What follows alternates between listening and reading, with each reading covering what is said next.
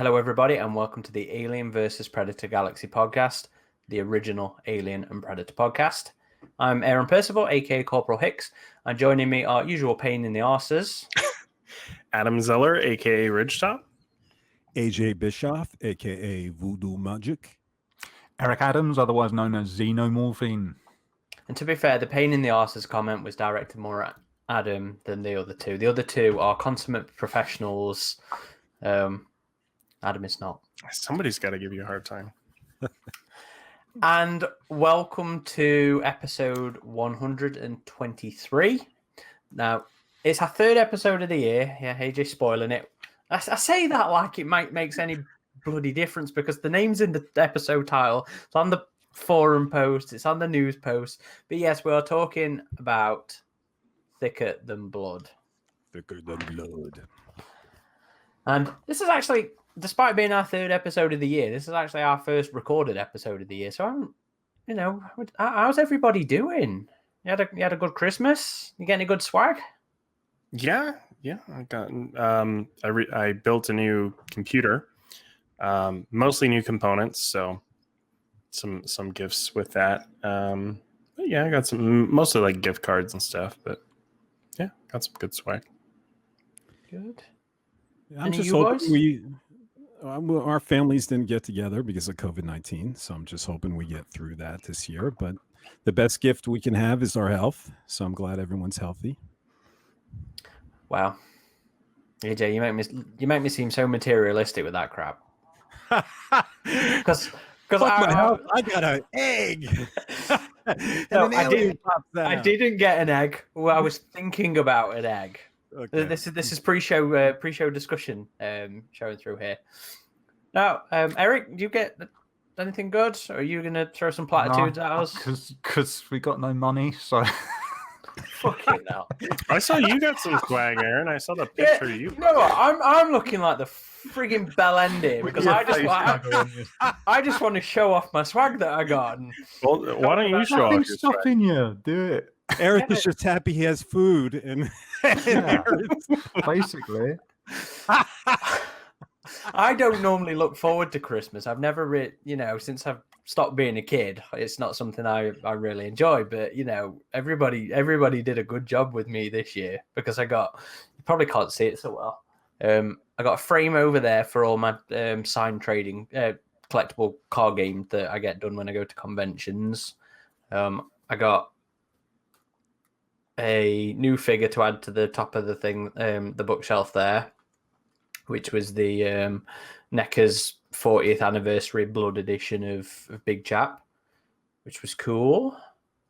A cool little pop Funko keyring that's on the shelf that you probably can't see that much actually.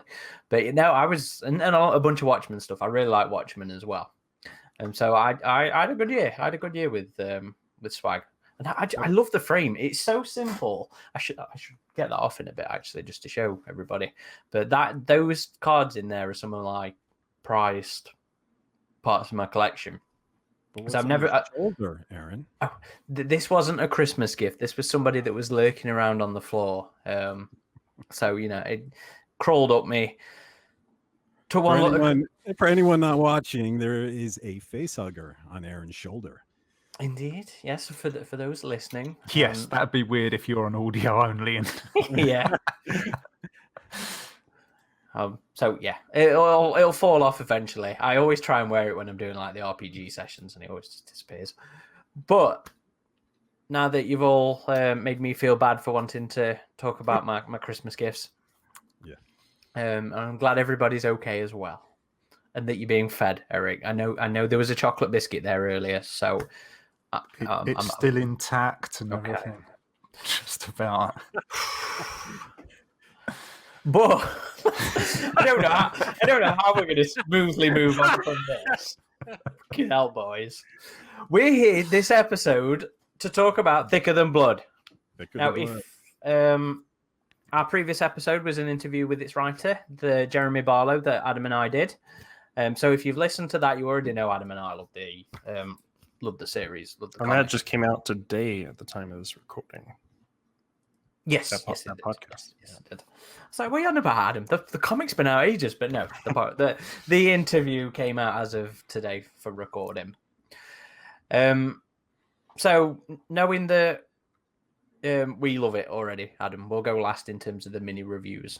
But let's start at the bottom. AJ.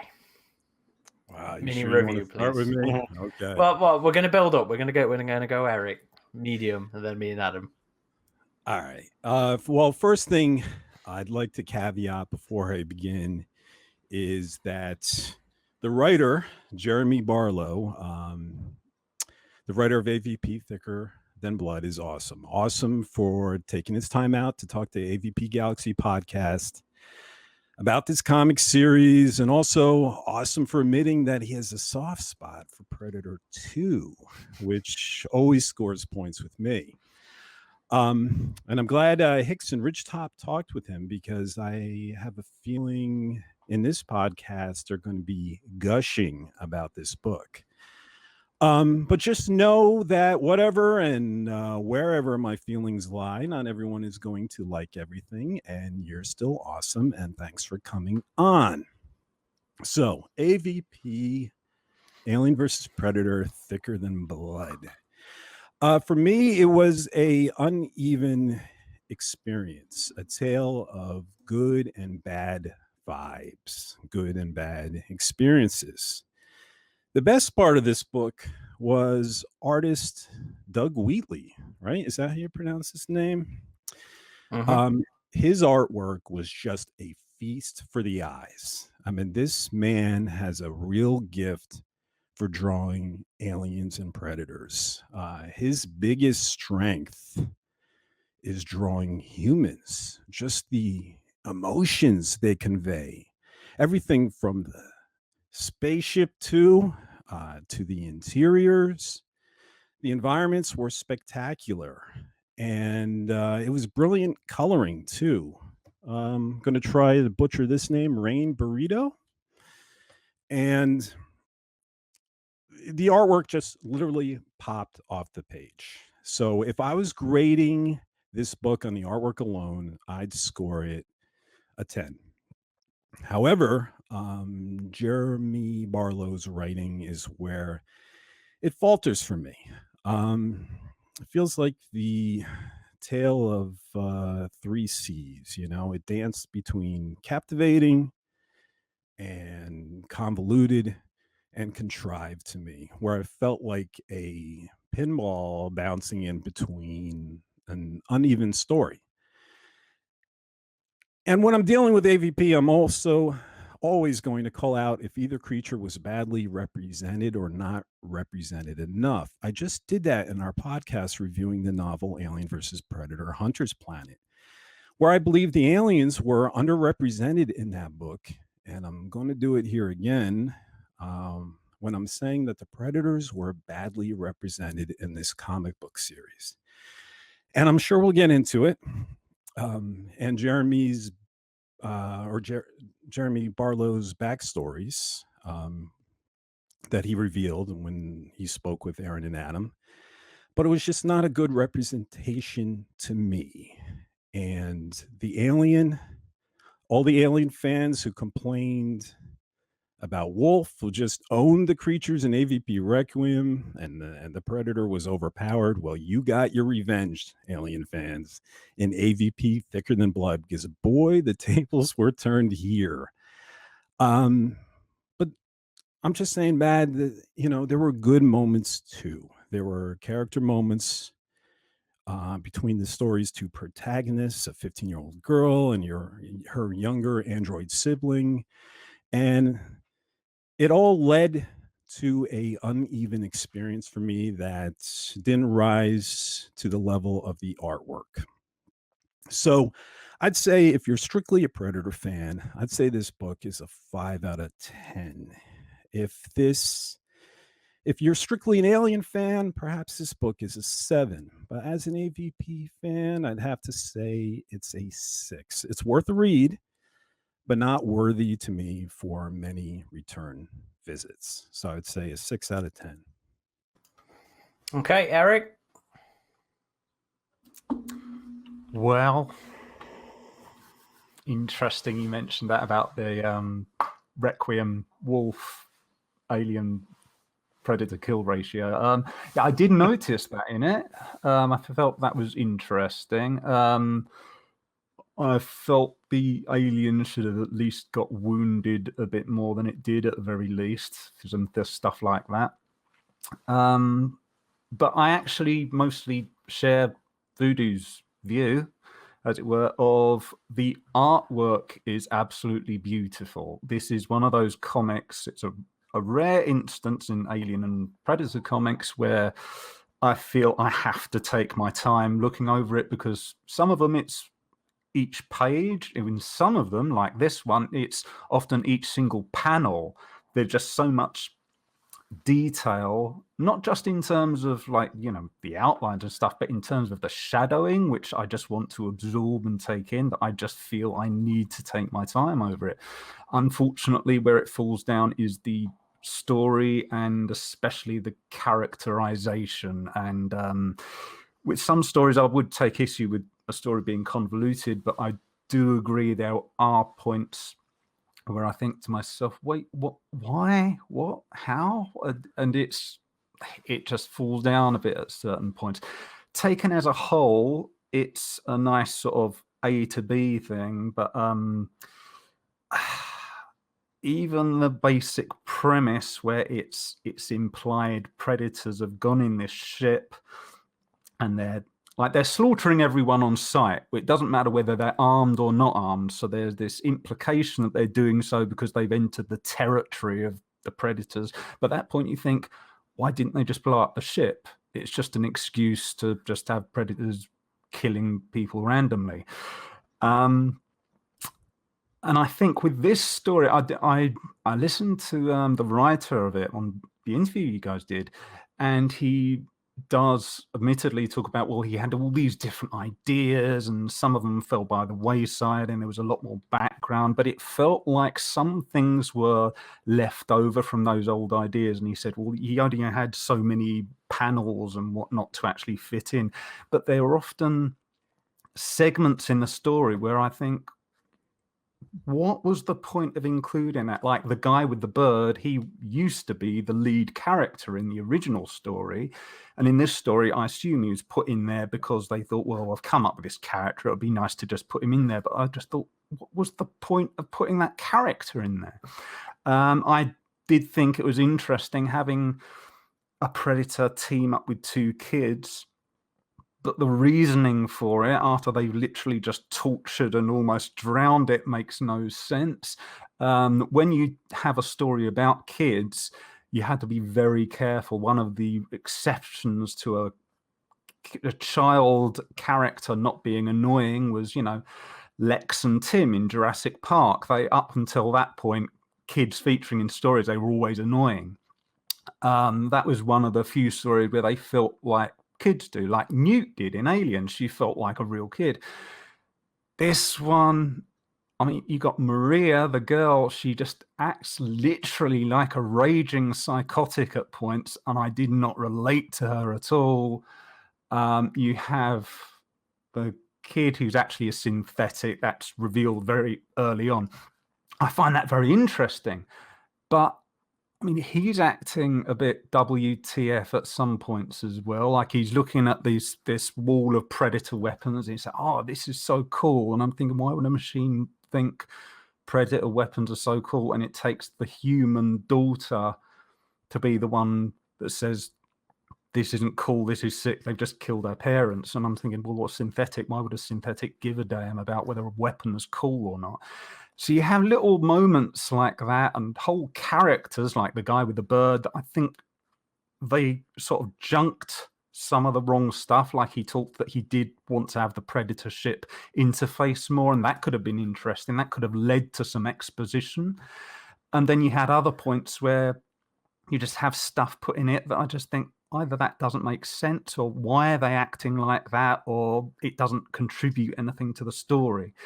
But the artwork I absolutely love. It's just a lot of the characterization and the story, especially when it is just a straight A to B story, it just felt it didn't work for me in the way it should have done. And I will say, because I like to give constructive criticism, when I first heard of the concept for this story it was like a cruise ship in space and predators find it. And I thought, oh, cool. This is either going to be predators board it and they find out it's already been hived up, or it's going to be like, for those who remember it, Deep Rising, but without the tongue-in-cheek humor. I thought that could be a very interesting story if you had human pirates or a rescue team like Event Horizon board that same ship afterwards, and you see the aftermath of all this stuff. But it really didn't go like that at all, and it felt like that idea, that concept for that, what the story was advertised as being like, I felt that was squandered for me in terms of story. But the artwork is beautiful. You even had, Aaron's going to be a fan of this, I thought, as soon as I saw it. You had the skull of the alien. But what they did beautifully, they had it that the dome, it's opaque by just the right amount. So it's just like in the production stills of Alien, where you only just see the skull, but most of it's in that opaque shadow. And I thought that if you're going to have the skull of the alien, that is the way to do it. It was a perfect one. In fact, I would go so far as to say, out of all the comics which have ever had the skull in, this was the best depiction I've ever seen in art form, at least in comics. But yeah, so I would say it definitely has its high points, mostly in terms of art, but especially with the dynamic of the two kids, I did not relate to them. I found them both. I alternated from feeling annoyed by them or just do this other thing. It's like got the girl after she's seen her parents slaughtered and she's being led by her synthetic guardian to the lifeboat, and she is only a kid, and she's saying, no, I'm going to go and help my friends. I'm not going to let them die, after she's seen this thing with massive blades just slaughter everyone. I'm thinking, what is your plan? Say you get to your friends, assuming they're still alive. What are you going to do that you couldn't do to save your family? Are you not going? And she's just being this really annoying child. It just doesn't make sense. So those points are where it kept falling down for me with character, maybe not inconsistency, but you have the moments like that. You have moments like, as I said, they torture and literally drown this predator. And then the next time you see this predator, it's hobbling along and it's literally putting out a hand to do a handshake. I'm seeing a predator's going to do, like, can you imagine a human character doing that? No. Now add on how impulsively aggressive a predator is going to be when it's had its arm chopped off, and it's going to get the hell out to its ship and it's just going to blow the human ship up. It's not going to care about helping these two kids. Would have been interesting if you had the story start off somehow by the predator initially being in absolute dire straits, and one or two human kids on the ship intervene and somehow help it. Maybe they close an airlock as the alien's about to leap it. Something like that, where you would have had the predator go, oh, yeah, I can't help myself, but I can use you. But having it happen, let's be friends. I'm going to call... It doesn't make sense after this predator has literally just been drowned by electric cattle prods. What? So moments like that, it fell down for me. Artwork is beautiful, but yeah, it's the story, the characterization, where I just thought I'd like to come on, give me a score. It's higher, but yeah, it just lets itself down, unfortunately. Just give me a score. I have to say, because of those kind of things, more like 6 out of 10. But it'd be a lot lower if it wasn't for the artwork. The artwork really does put it up there. It's just it gets dragged down. Okay, Adam. So, yeah, if you've listened to our previous podcast where we interview Jeremy, you know that Aaron and I really liked this. And AJ and Eric, we can definitely agree on the artwork. This is some of the strongest artwork we've seen in the Dark Horse line. And this is coming from Doug Wheatley, of course, who did the line art for Another one of our favorite comics, Aaron the Destroying Angels, which handled the space jockeys really well, and we still need to do an episode on that. The colors also by Rain Barreto, fantastic.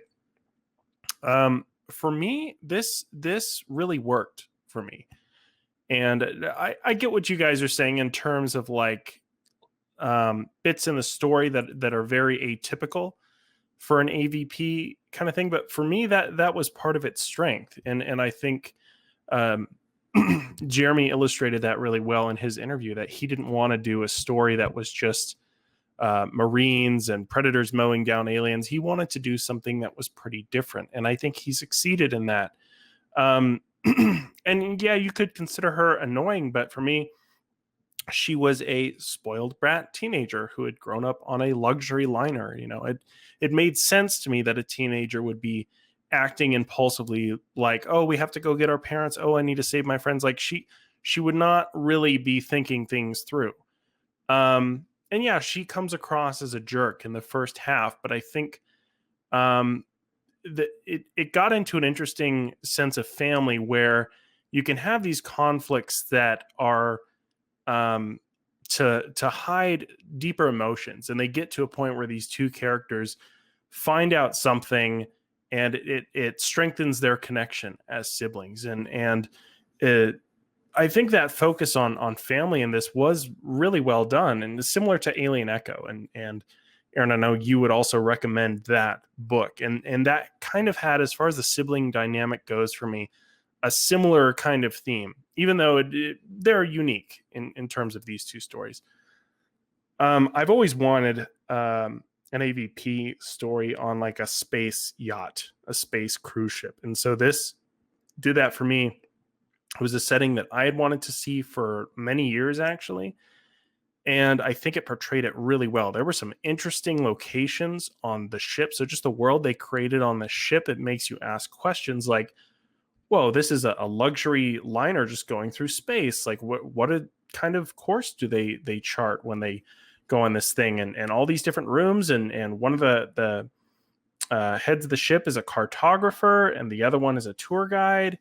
But they kind of neglect their kids, their bad parents. So there was all this added context I think we got by talking to Jeremy, as well as the Predator characters. Like there's a family dynamic there. And yes, it's not explicitly drawn out for you. But this is a father predator who I think wanted to prepare his sons for hunting the alien.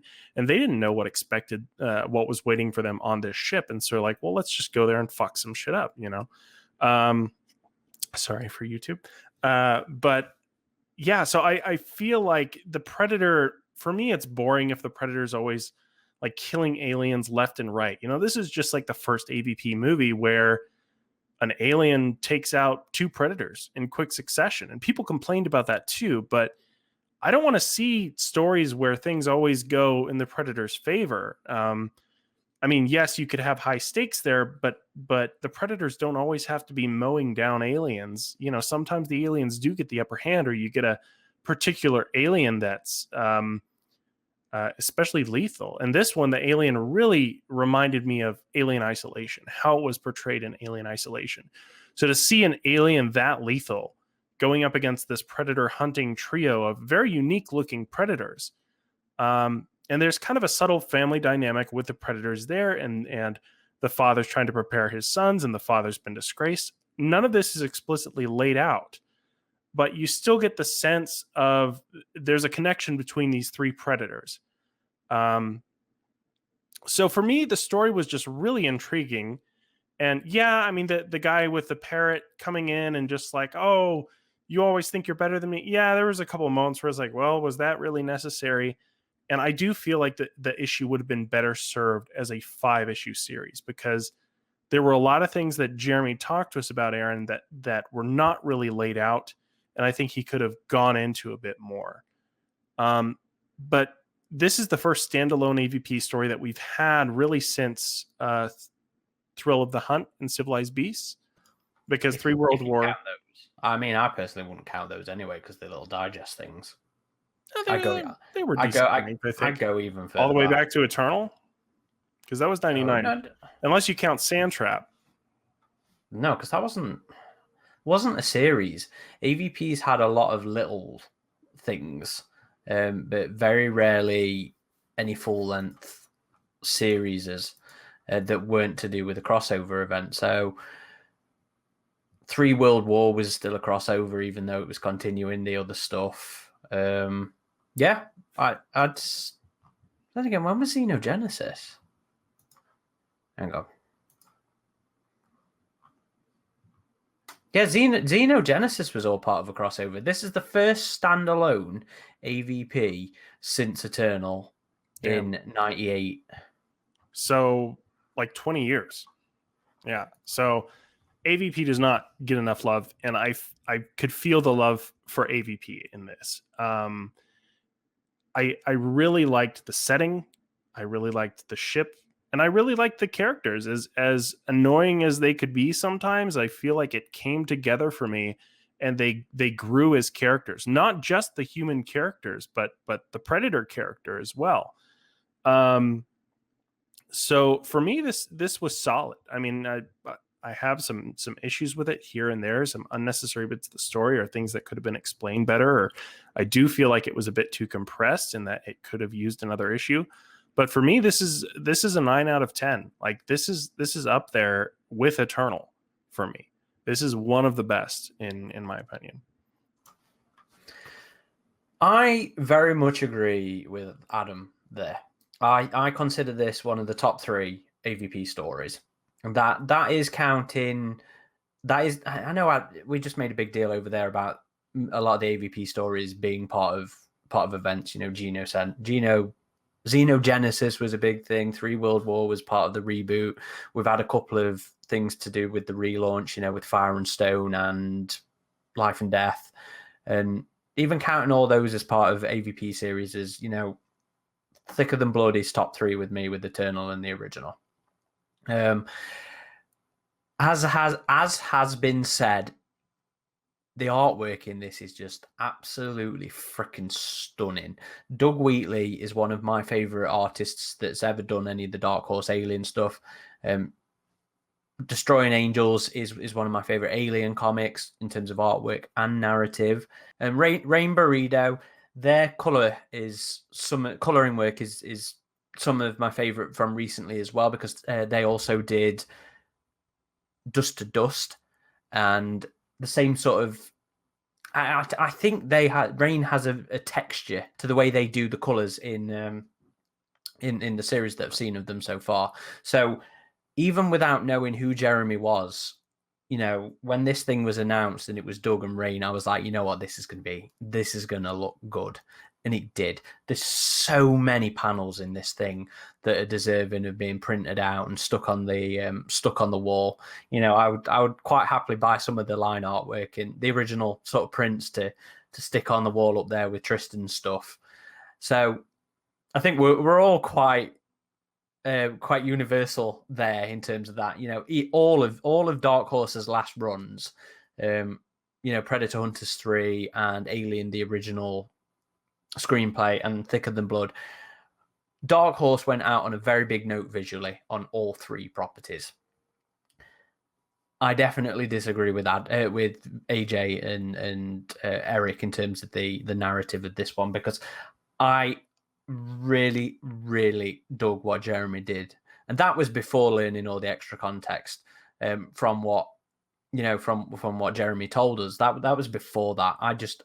Everything about it was flipping around how AvP is typically treated.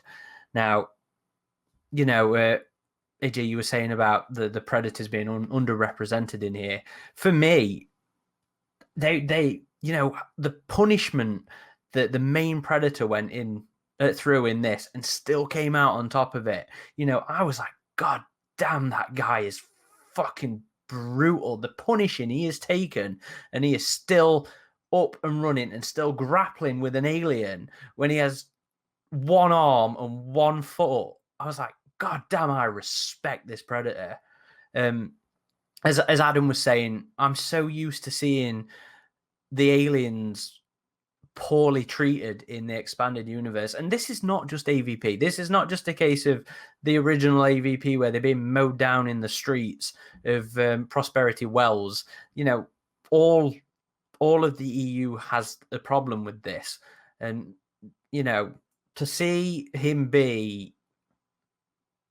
go from being the underdog, tied up, being tortured by one of the predators, because that's what he was doing, to then going and just absolutely destroying them was super satisfying.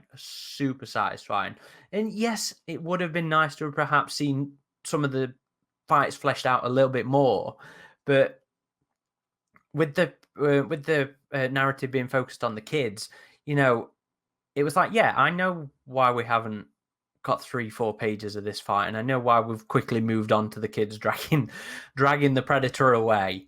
And the kids as well, that was something I liked, because I identified with both of them.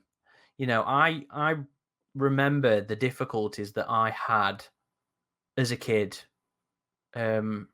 relating to my sister, you know, and I'm the age difference was switched around in real life for me, but you know, I was the older one, but I always struggled, you know, with her, with being friendly with, you know, being friends with my sister. So that initial hostility in their dynamic was quite relatable to me.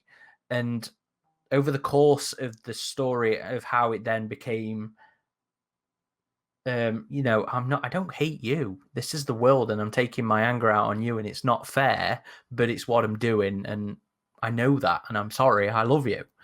So that the way that character dynamic actually continued and was dealt with was super satisfying to me. Tyler, as a character as well, is one of those things where I find the concept really fucking interesting.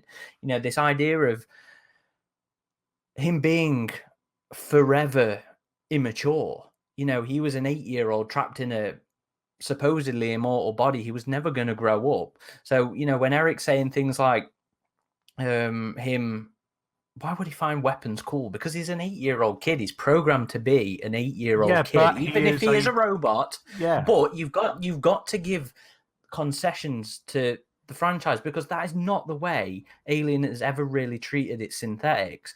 Yeah, David, look at Bishop. No, Bishop would not have gone, oh, that's cool. Bishop is a synthetic. Let Aaron finish his That is not what review. Bishop was programmed to do. Tyler is programmed to be a kid.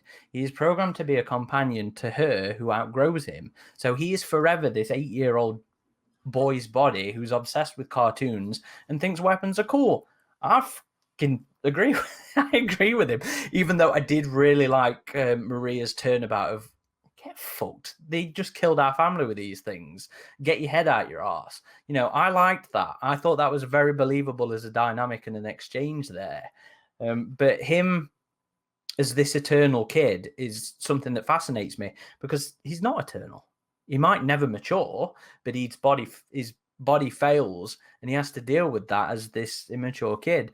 And I really, really like that kind of thing. And I also identify with the idea of never growing up, because I'm always 18 in here. So I'm never going to be, you know, I've spent the last 13 years as an 18-year-old kid. So I really got on with both of the characters in this, and I found things to identify within them. So do I see what you guys don't like about it? Yeah. Do I agree with them? No. They did not ruin any of the experience for me. This whole thing was just super satisfying to me as a visual and narrative package.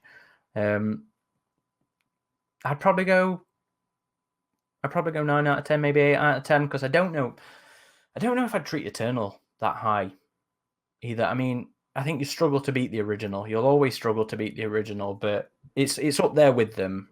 Maybe an 8 out of 10 for me, because I don't think any of the comics can really ever perfectly hit that 10 out of 10 note.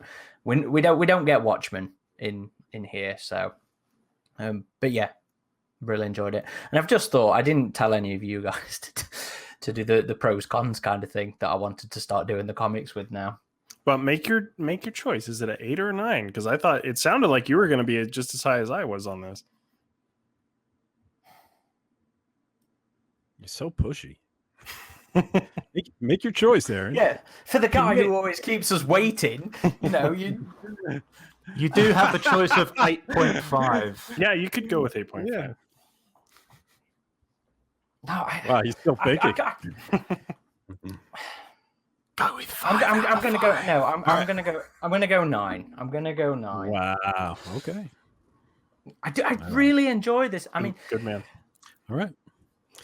So where do we want to spin off first? Maybe we want to spin off to the Predators, huh? Or no? Well, real quick, I do want to kind of give my own thoughts on some of the things you said, Aaron. Like, yeah, seeing especially the final, and again, there's going to be spoilers for whoever's listening with the story, obviously. But seeing that final shots of like both the ships flying away as the liner explodes, and you see that Predator just sitting in his chair, and you see the teenage girl also sitting in their chair. You're like, damn, yeah, they've been through some shit. Maria, and they are, by the way, they are like, what? Maria. Oh, Maria, right. And they are stronger because of it. Also reflecting on Echo, the whole eternally young kind of concept, you think, well, maybe he could be upgraded. Maybe she could find a way to have him grow with her and redo his programming so he could get a new body and he could age. You do think about that, especially with their family too. Like, their family is obviously busy running this business and they are being neglected, as she says, like, you raised me. You were essentially my babysitter because mom and dad were so busy. For me, that was something I could relate to as well. Like, my parents were good parents, but they were really busy when I was growing up. My dad was a traveling businessman all the time. And my mom ran a martial arts school. They were really busy parents. They were great parents. So I don't mean to make too much of a connection there, but it was something I could kind of relate to a bit myself. The whole, like, they're frustrated, or she's frustrated with him because she doesn't have the full context of everything he's going through. And he kind of breaks down like, hey, this is what's going on with me. And she kind of can't believe it because she has this whole different perspective on, oh, I thought you were the favorite. Oh, they were just going to get rid of you without even telling me. And that kind of shifts her ire from her brother to her parents, even though they were just killed. So the whole, like, oh, forget this, like, I love you and I'm sorry, like, that whole kind of shift with their character dynamic was really effective for me in this story. Yeah, for me, that was the strongest point of the story, was the brother and sister dynamic. I thought personally that Barlow did a wonderful job with Tyler and Maria, that their older sister, younger annoying brother dynamic to me was spot on, and their dialogue sounded authentic. You guys, I'm always on that. Does the dialogue sound authentic? Like two siblings would really speak to each other, and it did to me. And therefore, their relationship felt authentic. And for me, it was the best thing, the most enjoyable aspect for me in this book was seeing these two interact. And it really, if this was a story removed, from Alien and Predators, I think I could follow these two, even in a just a general science fiction, or even not science fiction. I thought these two were really well written, and I wouldn't be surprised if Barlow had an older sister, like Aaron. She's older, right, Aaron? No, the age was switched around with us. Slightly younger than me. Okay. But I wouldn't be surprised if, he had that relationship in his own life, because for me, that felt real. That felt tangible. And I really did. Don't you? Yeah, I have an older brother and I have a younger stepsister. But they felt like how siblings would speak to each other. And I think Barlow did a very good job with that. In some ways, but I just felt it was an immensely toxic relationship. That she was insanely abused. To me, see, like Aaron was saying, he likes the spin on certain things between Maria and Tyler. I mean, for me, it just, I don't know if it was consciously, but it felt very much like it was just basically taking Vickers and David 8, but from smaller years, just even down to the way she just shoved him against the wall. Tyler, the same themes I felt. Again, I don't know if this was deliberate or unconscious influence, but it felt very much like a copy of, ironically, a synthetic named David out of the 2001 film Artificial Intelligence, which is that Kubrick Spielberg film. It was the same sort of themes explored there. But she was just incredibly abusive. You have a panel where she's literally just whacking him across the head. And then she twists and does that, I love you, I've been mad at them, not you. And to me, it just felt like that is a major trait of a raging psychopath. Why hasn't she emotionally bonded with him if he is meant to have essentially babysat her, been a big brother from when she was born? She was supposed to be. She's a bit. 15-year-old. AJ, can you remember fighting with your brother or your sister when you were when you were 15? With my brother, it was brutal. I mean, it was violent and it was brutal. So bruises, cuts. I mean, my sister pushed me off the top of a bunk bed, and I pushed it a little bit down the stairs. So, even that's what was happening when you're that young, boundaries haven't really been fully established yet. And when you're a teenager as well. God, just think of the fucking how horrible that time is with what's going on in your head, and then throw in emotionally distant parents and a fucking alien and predator. I must mention, though, but it was implied in this. This is how she's always been treated. And to me, in regards to that, that was particularly a little unsettling, at least for me, because it's straight out put on there that he is literally unable to retaliate even verbally because he is effectively her slave. He has to do what she says. He almost knocked her out in one of the panels. When he puts his... but it's just sort of like, he has to, because at that point it's a choice between saving her life. But we don't know if she's always treated him that way. I mean, it could have just been her teenage years, and he was becoming different because of his parents were using him for other purposes that were beyond his programming, and that was affecting his cognition. With him, that's his heart. That's literally how it's, but he doesn't have an arc. He has remained the same. That is what she doesn't like about. He hasn't changed.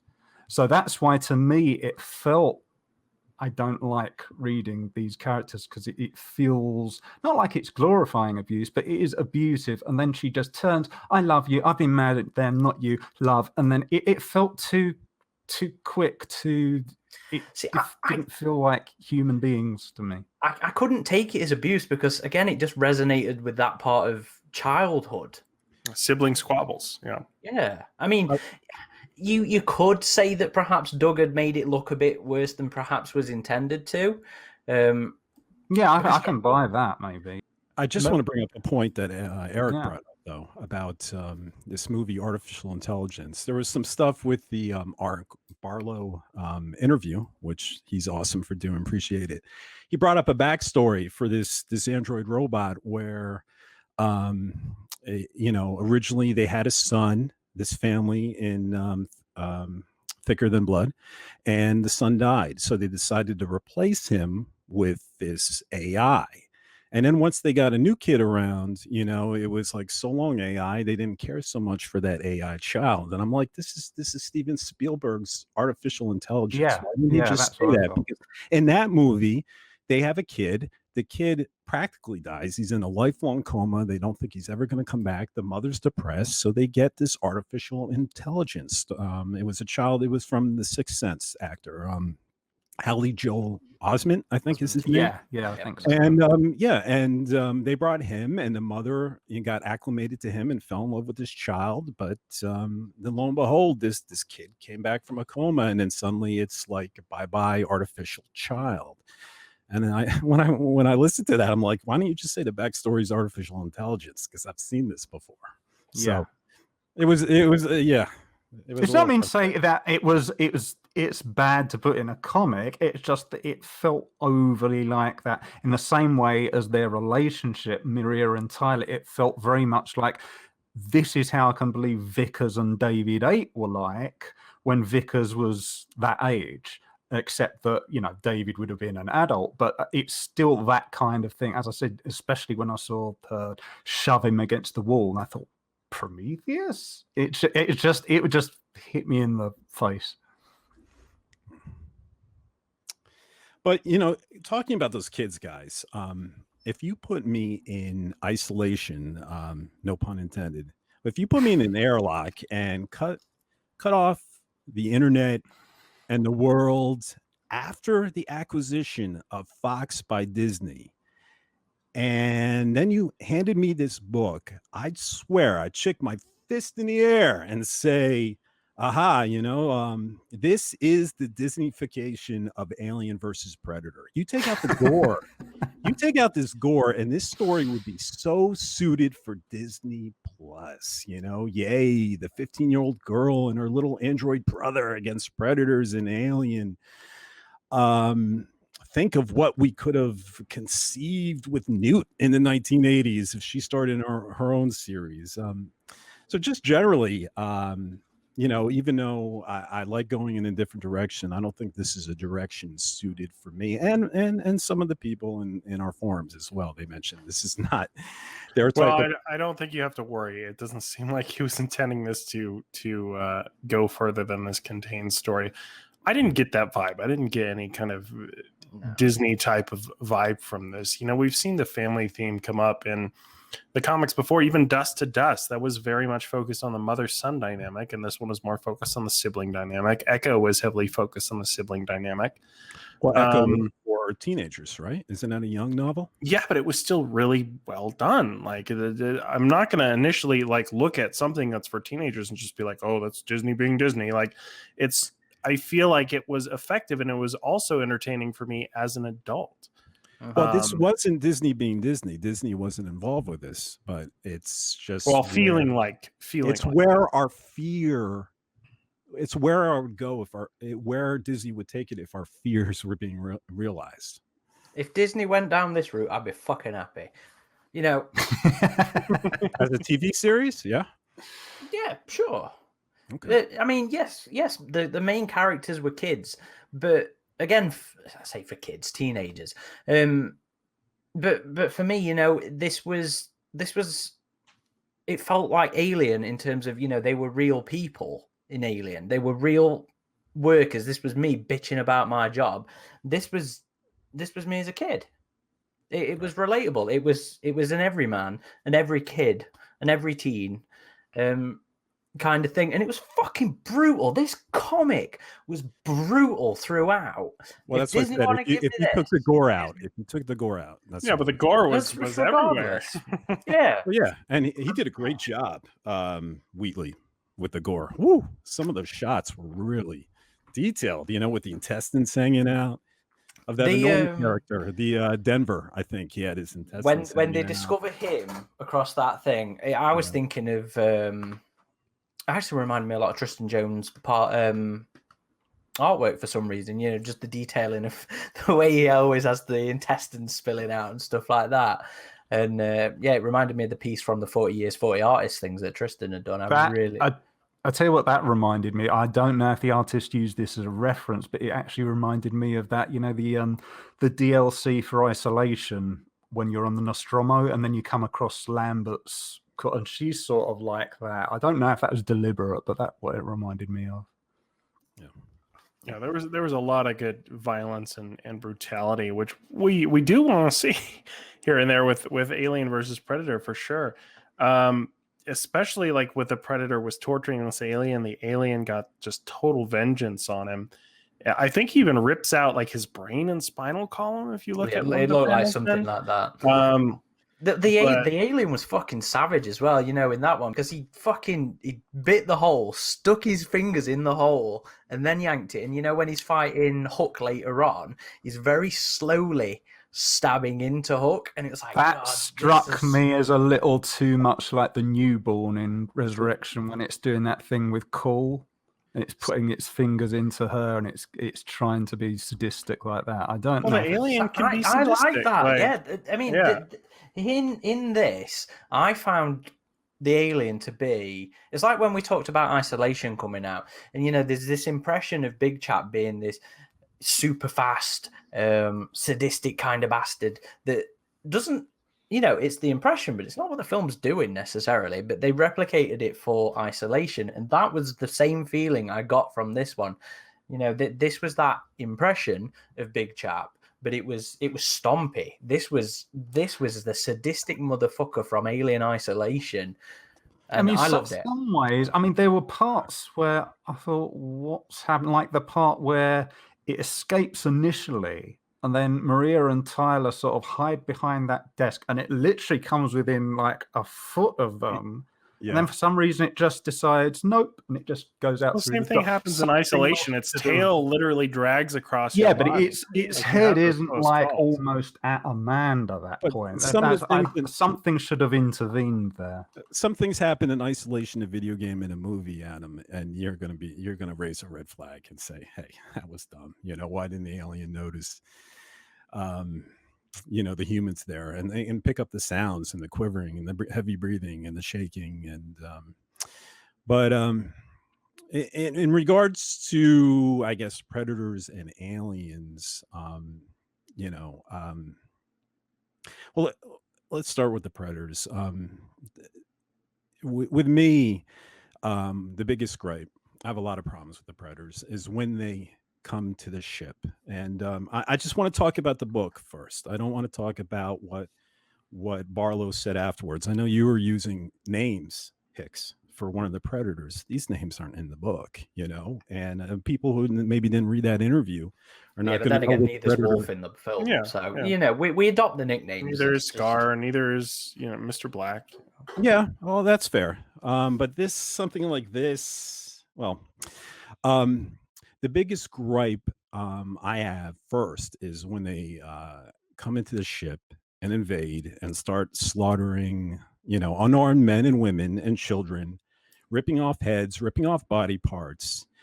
And when I first started reading this, I thought, wow, these are some major bad bloods. And everyone was saying that in our community forums, regardless of what was presented to us. We're like, these are some bloodthirsty killers that don't follow the honor code of their species. But no, they're not bad bloods. The Holiday cruise ship apparently traveled in some uncharted space and must have entered the Predators' quote unquote territory. And now the Predators have to slaughter unarmed women and children. The vacation ship couldn't have flown that far out. They've crossed this imaginary line. What are they, Romulans? Did the ship enter the neutral zone? Predators are nomadic. They're more in tribes. They're not territorial warmongers. And even though Aaron would love it, they're not psychopathic killers. They're sports hunters. To be fair, and again, Jeremy was talking about this. Only one of the three predators was really killing innocents left and right. The older predator character who ends up surviving, yes, he did kill their parents, but their parents were armed. And as far as we know, we don't know who else he was killing beyond them. All right, it was just one of his sons that was killing people left and right on the beach. So I got what Jeremy was going for. Like, the ship happened to come into predator territory, and they were on their way to another hunt to hunt this alien that they already had on the ship. And they're like, well, let's board this ship and let's fuck them up so you can get some practice before the aliens. Like, there's moments even in the first AvP film where Scar kills the guy that slid down the ice shaft because he knows he's going to die anyway. Does that make him a bad blood? No, I don't think they are super strict on their honor. But Adam, you could only review the book that's presented to us. You only learned that they're going to bring an alien to a ship or to a planet somewhere and hunt them after the interview. You didn't know that initially when you were reading this book. You could only be presented. They say the second guy is the elder. I thought the elder was the guy torching the alien, because if you look at the artwork, he's battle scarred. He's wounded. His mandibles are all kind of crunched off, and he looks like he's the one that's been warring. I hear this explanation from Barlow in the interview, and it made no sense. And also made like that he was supposed to be a father of these two kids, that he's trying to teach these two kids honor. Well, as far as I know, that father was the one reaching for those kids in that elevator. What was he trying to hug them? No, he was trying to kill them too. I'm like, Barlow, what are you saying? Even this explanation doesn't make sense, because he was going to kill kids too. And then his arm and his leg gets stuck in an elevator, which feels totally contrived to me, because it just sounded like an idea that you want a handicapped predator with missing limbs. So you come up with this crazy idea for an elevator to do it. And an elevator would never on a cruise ship. What was this? An elevator? They specifically addressed that. They override the safeguards inside the elevator control panel. The doors stayed closed. The doors would open, so not only it wouldn't harm a passenger, but it wouldn't harm the machinery. The doors close on the arm and the leg. They stay there. Little Tyler jumps on the arm and just holds him. Now, he's not propped up against the elevator wall, so he's just showing that the predator's strong enough to keep this android boy lifted up in the air. But the doors never open up, and these are doors to a club and a bar, and then suddenly this kid can override it in 10 seconds to possibly damage not just a passenger. Not just a kid, though. Come on, she's part of the crew. She has an override. I will throw you a bone. I did think it was kind of weird that he takes out the mother right there, and then he's immediately after the kids in the elevator. I was like, well, why does he want to get him? So that was a question in my mind for sure. As far as what you were saying, Eric, in terms of the older predator, like, why doesn't he just leave? Well, he's missing an arm and a leg. He can't really just leave without some assistance. And so I think the kids thought that they had drowned him. They thought that they had killed him, and they were shocked when he comes back and says, you want to deal here? Literally tries to handshake them. I didn't have any problem with that. This is an intelligent spacefaring race. Like, they obviously know a thing or two about humans if he's repeating phrases like that. So he tried to kill him, parroting them, and now he wants to be friends. And what was hilarious to me is he doesn't want to be friends. He almost let them blow out of an airlock at the end when the agreement was over. What is hilarious? Wait, and that is a ridiculous thing too. But I'll get there. When he's standing there, by the way, it's very funny. He has one right arm and one right leg, and he has a stick that he's using his right arm, and somehow he's not falling over. How do you walk around when you just lost your limbs with just the right side of your body without taking one step and falling over and losing your balance? That's what the stick's for. It's a spacewalking stick. But it's right. Now this is where it's getting to the point where you don't like the story, so you're zooming in on the stuff that hates it. Isn't that what they always say? If you don't like the story, you see more of the flaws, and if you like the story, you overlook more of the flaws. Mm-hmm. Well, that's the thing, isn't it? I mean, you don't like him teaming up. I fucking hate team ups. I fucking hate them. But this one, again, I liked it. This guy being punished so much, and then still, you say that I like the predators when they're psychos. You do. I do. Yes. But I hate do the also, honor system. I hate the honor system. I like them being intelligent creatures. Adam said they are intelligent spacefaring creatures. If he thinks he has a chance at fucking hobbling he's not even going to hobble. He's going to fucking roll his way around the spaceship, trying to get out. If But you're changing, like what we were talking to Stephen Hopkins, the idea was like, why do I love this creature? Because he's not a psychopath, because he has ideals, because there's more to him than just must kill, that's what a xenomorph does. Must kill, That's doing the same thing that you complaining about Adam doing with taking the extra context from Jeremy's interview, because you see in the film the honor, and that is the intent behind it. Yes, but I see something different. The EU throws something different at me. Hang on. No, he let the pregnant woman go free. Yeah, but that's animal management. That is population management. He lets a child. Not to mention, different clans are going to have different variations of the honor code. You're not going to have one overarching honor code. Otherwise, you wouldn't, even not to bring the movie The Predator into it, but you wouldn't see predators hunting and killing each other if they didn't have differing codes or differing ways of doing things. And we don't know that the Lost Tribes code could be very different from whatever code that this clan was adhering to. That doesn't make them fully bad bloods, but if they're like, hey, you're coming into our territory, we're going to have some fun. Like, that doesn't, they still view humans as an inferior race. And I think that is one of the ways the Predator grew that Jeremy talked about. And I know I always go back to the extra context that he gave us, but he was like, this Predator respected these kids. When they were trying to drown him, they were like, damn, these are fighters. All right. So I didn't get that at all from watching that scene. It was not happy about being drowned with electric cattle prods. Well, I'm not saying he was happy about it, but he wasn't feeling respect for them. It was just like, these little miniature humans are trying to murder me. I mean, it's a predator. It should be where was its shoulder pad? Lex and AvP. It should be able to get it. The only reason it wanted Lex along was because Lex killed an alien. It was like, all right, let's see what you can do. Yeah, and what is it expecting these little kids to do to an alien? It wants to find out. I mean, it wants to find out. It would know they're useless. Well, they are specifically wanting to get him to his ship so they can fuck off. But how does it know that?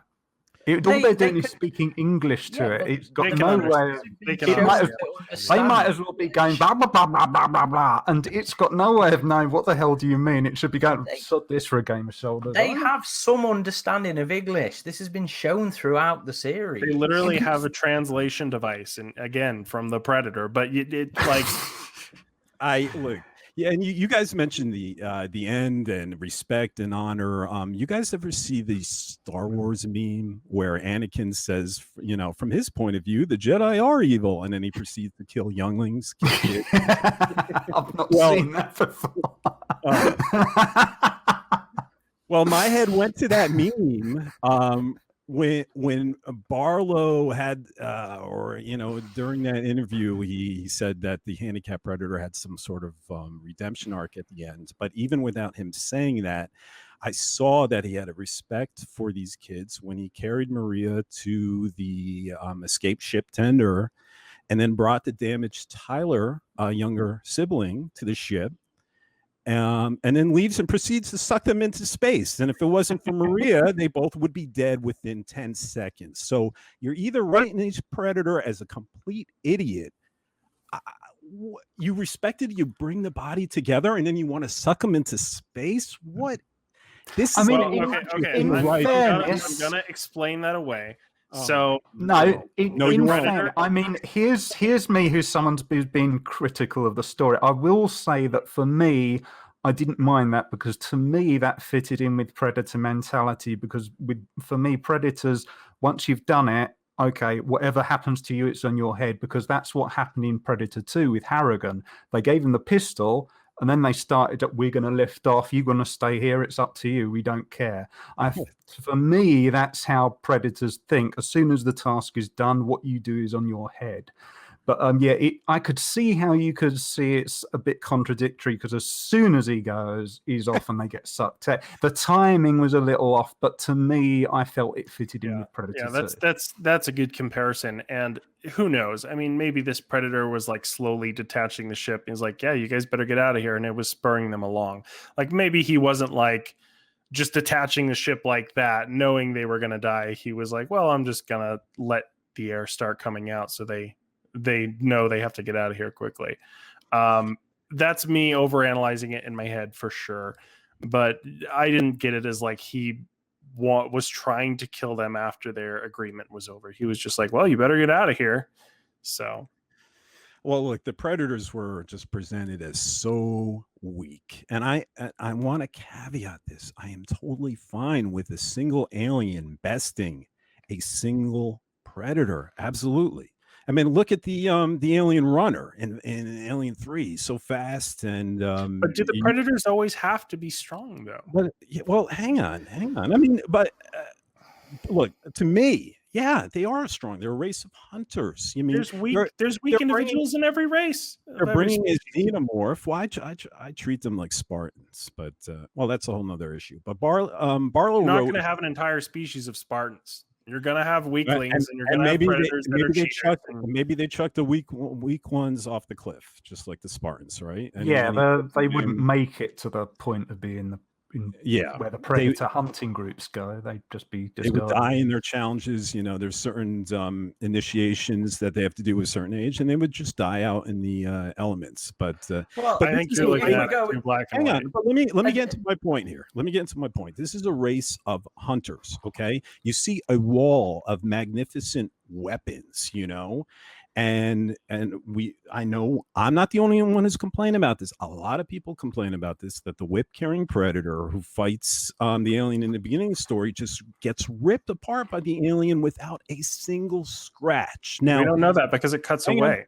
No, but it cuts back, and the xenomorph has no scratch, and the arm is in one hand of the xenomorph, the head of the predator is in the other, and the kids do more damage to the alien than the other predator.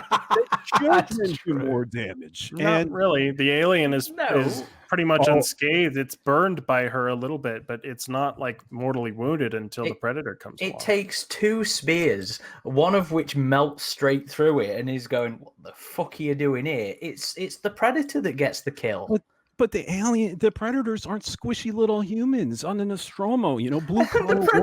Neither is the alien. Punishment. No, I understand that, but you have to show me again, guys. You have to understand. I'm okay with an alien.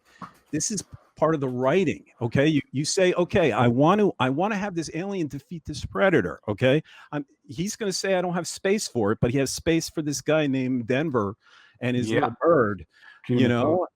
Yeah, and that's why I feel the Predator's really short-handed. And look at Chopper Predator though. Look at Chopper Predator in AvP. An alien kills him initially without anything. Does that mean like, oh, he was a weak predator? No, sometimes the alien just gets the upper hand. That was perfect. Gentlemen, I would be okay if an alien xenomorph just suddenly was up on the ceiling. The predator didn't see it, jumps on top of him and stabs his tail through his heart. Okay, I'm good. I'm not talking about this because it's situational. Yeah, it's situational. And those kids encapsulated it when they were hitting the predator with the sticks in the water. Okay, they yelled that the alien, quote, tore your friend like you were nothing. You can't even beat a couple of kids. And that's the way the predators were presented here. That's quote. No. I would disagree about the fight between the predator and the alien, because I mean I think it would have actually looked better if you had seen the alien holding up the predator's head, but you saw the alien was sort of scarred from the electric whip a bit and it was healing, something like that. But when you do have that scene of the little kids doing that to this one-armed predator, they're basically treating it like a bitch. One-armed and one-legged.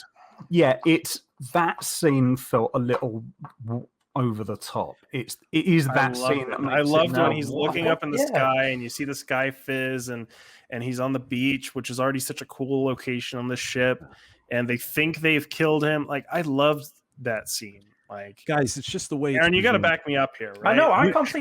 I respect this predator so much, and I think it was brilliant because of how when we were reading it issue by issue, and issue 1 drops, and it gets fucking squished in the elevator, and I'm like, well, fucking hell, he's done with that. And at that point, I was like, I was like, I thought he was done too. Yeah, that was fucking shit. Why is he dead?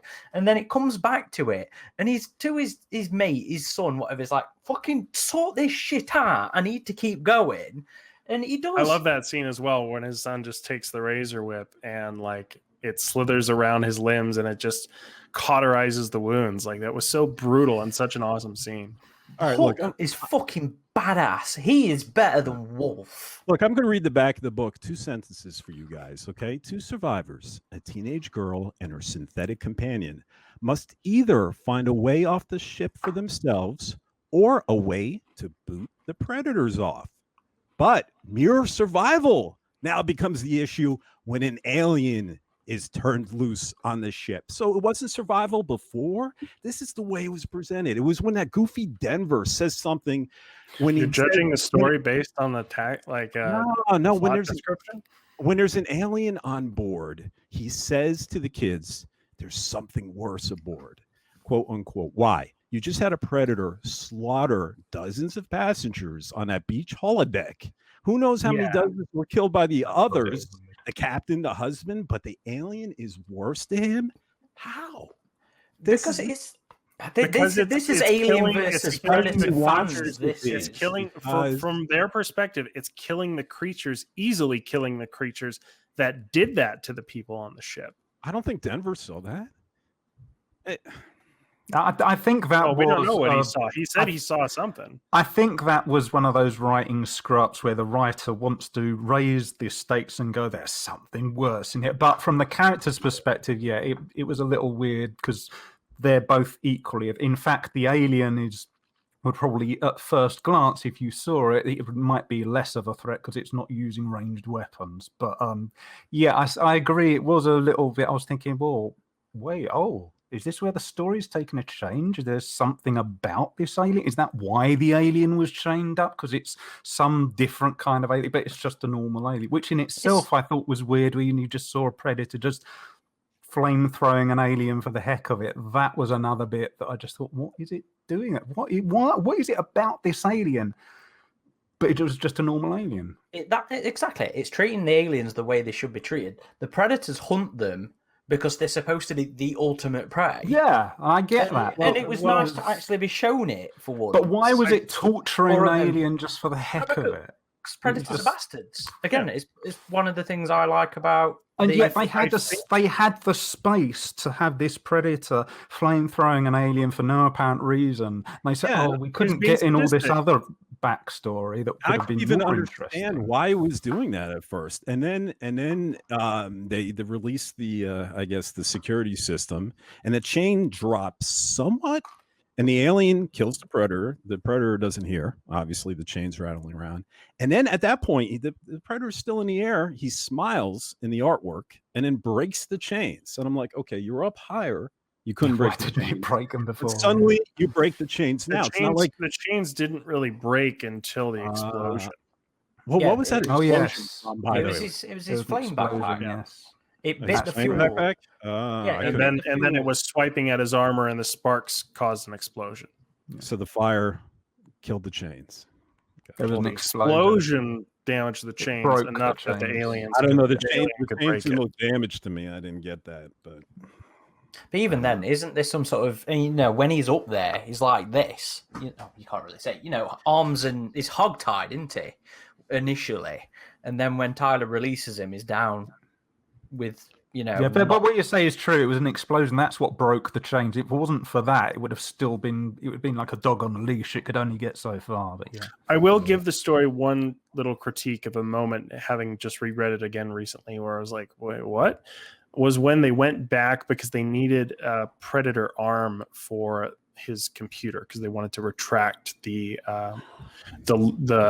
boarding ladder that was blocking their path to the escape ship, and they go back to the elevator where the predator was caught in it, and they say, "Oh, he's gone," but it's like, wouldn't his limbs still be there or right outside the door? But instead, they drag his whole body to the elevator, unless, I don't know, maybe the predator used the same blue juice vial thing in AvPR to get rid of the evidence. I don't know, but yeah, you would think like his limbs would just still be sitting right there, and they would go after the limbs. But then, had they actually been cut off? Because wasn't that what Whip Guy was doing? yeah, he cut them off.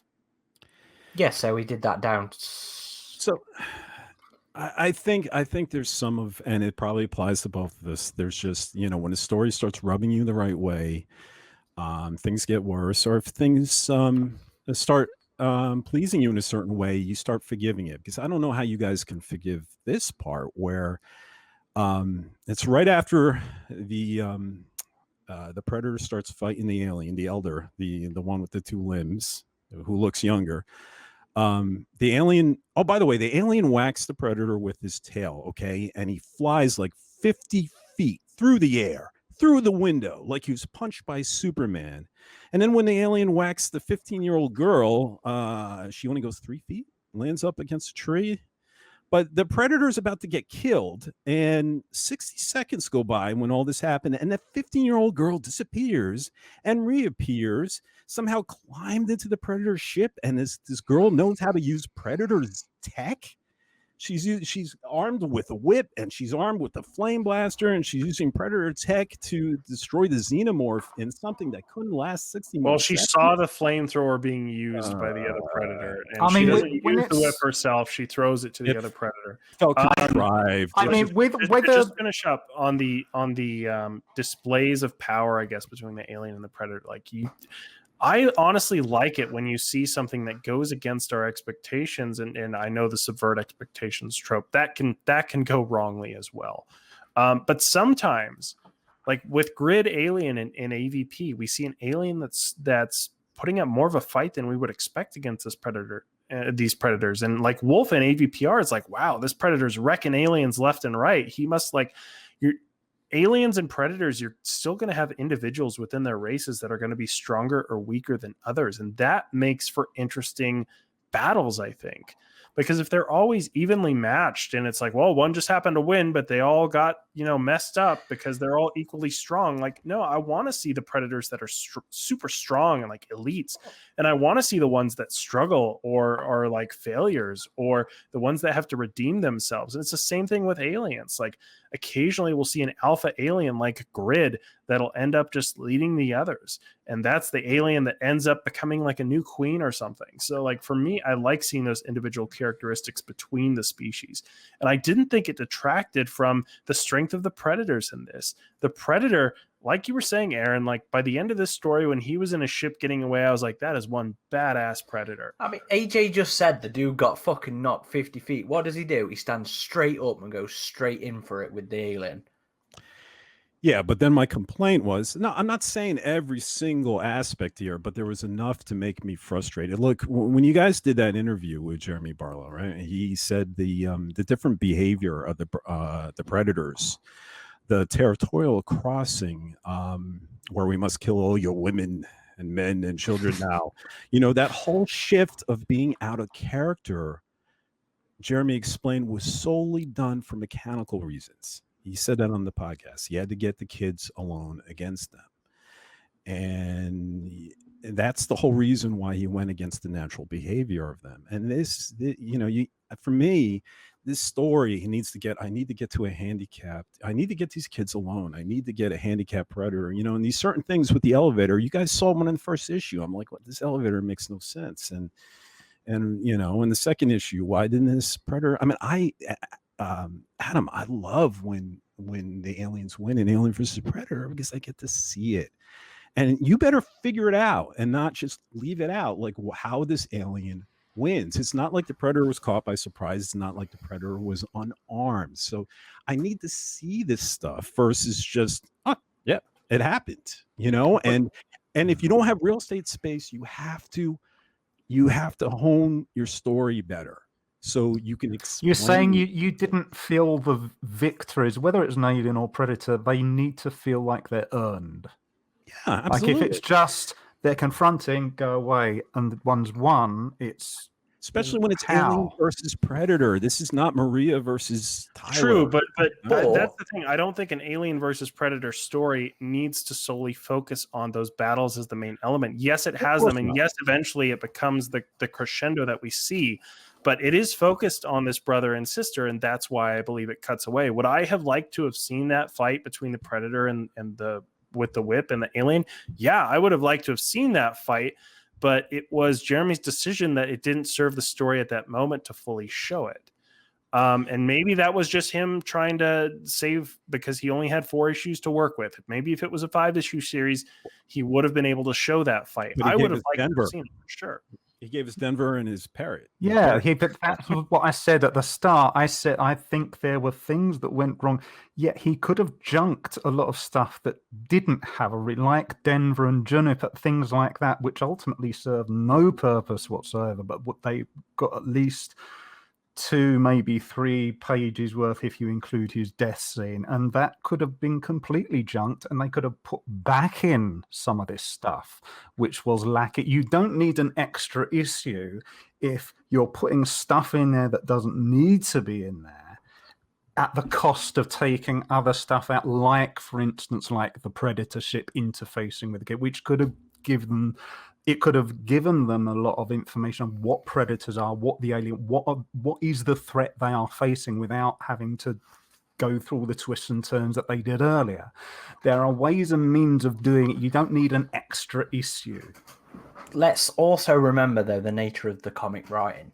I think, again, this might have been something Jeremy said, I'm not sure. But, by the time he's writing 3 or 4 and realizes he needed something, 1 and 2 is already out. So there is some real world considerations, to take in terms of because we're looking at it in terms of a finished series, whereas what you said, so one of these things, it's happening as it goes along. So as he talked to us in that interview, he said, "Well, I would have. Now that you bring that up, I would have gone back and done the whole mother saying goodbye to them thing differently, in the context that we know later that she was going to sell him." So yeah, with comics, I don't understand all the dynamics in terms of like getting the story out and like what the whole process of that. But yeah, obviously the stories need to be cohesive. Usually they have a framework, and maybe, and everyone has deadlines, and he did have an original story where it was just Denver at first, and then he said he junked that late in the game for this story. Say the bit with Denver did feel a bit unnecessary. I kind of got it in the context of it was showing a bit of their past in terms of the dynamics between their parents and their parents' employees on the ship, and they were the spoiled kids that were kind of looked down upon. So it showed us that the ship was a toxic environment for them to be in. So them eventually leaving the ship and the ship being destroyed was part of their character growth, that they escaped that. A place that was not good for them, and he was kind of a representation of that as far as I saw it. But yeah, it was kind of weird for him to just show up with a parrot and he's like, "Well, screw you," like that. It was kind of weird, but at the same time, for me, I kind of saw it in that context. And then with the Predator dynamic, I did not see that father and sons. I did not see any of it, and maybe that extra stuff could have been removed so we could learn that either through narration, and you don't need actually a character narrating that, or through that computer idea, that great idea where Tyler was hooked up to the computer and he could possibly. That was a good idea. I would have liked to have seen that, and that could have shown more of the backstory between the Predators for sure. And then things maybe could make a little more sense other than what we were presented with. Again, it would have been nice, and it would have fit into the thicker than blood theme. But again, I didn't find it a detrimental miss. One of the things I like, or I love about the comic, is it's one of those ones where I actually feel, but don't miss, that it's in a world. It's not like starting in the middle of a story and I'm wondering what the fuck's happened in the past kind of thing here that I don't get given to me. It feels like I've been plonked in the middle of a breathing, living situation and family and world and ship. And, that just those 2 panels with the mum and the dad, nothing more needed to be given to me to know that there was, relationship problems there. It made no difference to the story, but it enriched the world for me. And a lot of the extra context that Jeremy gave us would have been nice. I completely agree. Would have been nice, but I don't. There was enough there to give you things to think about in terms of the world that he set up. Not with the Predators to me, but with Maria and Tyler, absolutely. And I loved it. I told you that was the strongest part of his writing was to me. I mean, even with the Predator stuff, just the concept of it being a territorial thing was interesting to me in terms of different behavior, because we don't get to see much of military kind of stuff or non-strictly hunting kind of behavior. Aaron, you say you don't want these guys to be Klingons, yet you want Klingons. What? No. How is it just having military stuff? How far is this cruise ship going to come out, or Romulans, or anything like that? How I mean, that comes back to what I said was, if it was a territorial thing, why didn't they just blow up the ship? Because they still want I mean, that's fun. Because they're still sadistic bastards. Because they wanted the story. Because it was a mechanical. No, it's not glory. It's having fun. Well, I would like to ask something. Am I right in thinking this could be? And now I might have missed a panel I'm remembering or something, but I think this is the first AvP comic story we've had where every single human death is predator caused. I don't remember any of the human deaths. The alien takes out Denver. Yeah. Wasn't he was killed off screen though, wasn't he? Yeah, but the implication is it was the alien. Yeah, I think so. Okay. I will say I loved for once, and this is another first, the only time I remember this happening is in the original first ever AvP comic, where we saw it happen with the Queen. There was one panel where the Queen, you didn't see her teeth. She wasn't baring her teeth. She had it all sheathed in her head. This is the one comic I've remembered probably since that time where we saw the alien and it had its lips closed. Yeah, and that was so refreshing to see an alien not constantly. Every other panel, unfortunately, did have it hissing at the camera, but it's really nice to see them once in a while looking like they did before Brett got killed on the original film, where it is just this slick head and not showing any teeth. Both the alien expressions and poses were very dynamic. Even the alien, and the Predator ones, the Predator faces were really nicely. Oh, they were great. Yeah. Even when the alien was jumping around after the parrot and kind of swiping at him, just the poses he was doing were so cool, and the Predators as well. I love how he had the big ass wrist blades that Celtic had in AvP when he was coming down, and he has the cape. That shot of him coming down on the parents just from above like this was such a cool shot. And the razor whip, we haven't seen the razor whip since. Those wrist blades are just way too long for me. I know it's a personal decision. They're just way too long. As far as the Predator weapons, there were some interesting things as well with the ship. When they go inside the ship, which interestingly enough, on the exterior, it's the same ship from Predators 2010, but on the interior, it's the same ship from the Predator 2018. So I will say, where's our lost tribe? I would like to see more originality in the interiors of the ship. I miss the original AvP comic where we saw something completely new in terms of the inside of a Predator ship and the outside of a Predator ship. But it was still well done. I mean, it looked like a Predator ship inside and out. But when you see the weapon wall, you see the glaives from concrete. I'm disappointed we didn't see those tonfas in action. And you see a couple whips there. There was a lot of really cool small details. And each three of the Predators, you could tell them apart. Two of them had masks. One was unmasked the whole time. But they were very distinct. I've seen a few of the comics with Predators where the Predators are not very unique looking. It's just a pack of them and you can't really tell them apart too well. But this one, I thought, just based on the visual style that was created for these three Predators, they all had their individual looks about them, and that I really liked. Yeah, I agree. I agree there. I love to see injured Predators. So, when the jerk on the ship showed up and he had his scarred face and a mandible missing, I was like, yeah. And then when Hook lost his body parts, I was like, yes. Although it would have been nice if he'd, I'd still like one to show up with Predator augmented appendages, some sort of fucking wicked weapon on a stump or something instead, like Terminator Predator. Yeah, give him the T-1000. Yeah. But we've seen a Predator with the augmented arm before in one of the comics, haven't we? Not that I don't remember. I mean, one of the Kenner figures certainly did, but I can't remember any in the comics. I'm having vague memories of one. Turn up like Darth Maul style, find, robot spider body. Yes.